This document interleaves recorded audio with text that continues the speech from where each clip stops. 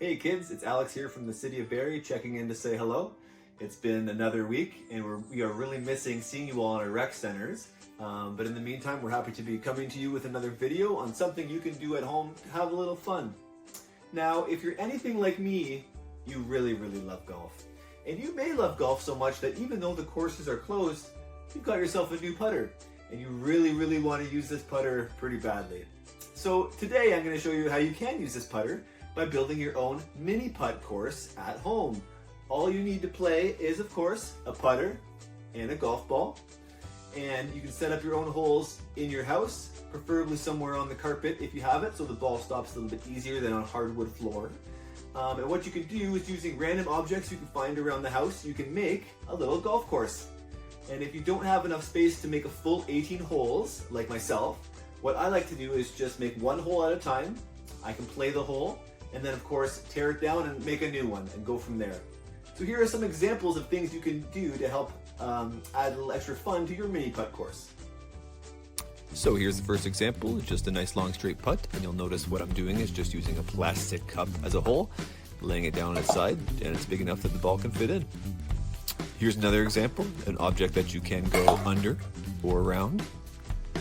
The next one is an object that you can go over.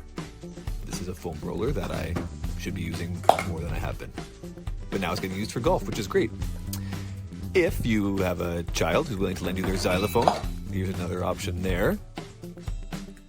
And you can make a ramp. If you have a cardboard tube or a big piece of paper around, you can roll it up. Got to make sure you putt hard enough to get it up over through the tube. That one almost went in.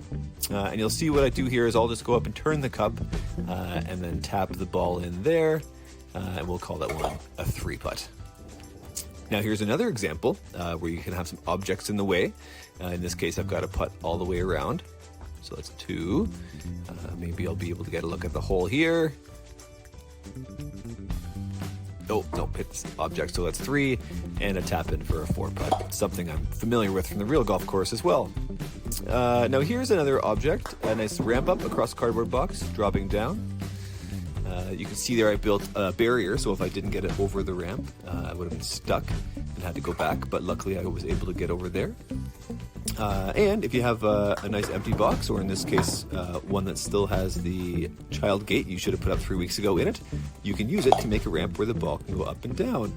And here, if you get creative with your space, you'll see me putting from the top of the stairs, use some hockey sticks to make a little bit of a ramp, and then a shot down, turn the cup, and I'll tap it in for a 2-putt. Now, if you don't have a putter and a ball, that's okay, because you can use anything around the house that you can find. As long as you have some kind of a ball, a tennis ball, or in this case, a soft rubber ball. You can even use your foot to kick it like a soccer ball. Or if you have a mini stick, you can always use the mini stick like a putter to putt the ball. So what I've done here is I've flipped the cup upside down because the ball I'm putting is too big to fit into the cup, and I'm just going to try to hit it off of the cup.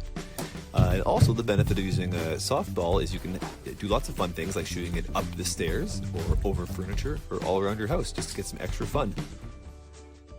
Well, there you have it, folks. I hope this video gave you some fun ideas on how you can make your very own mini putt at home.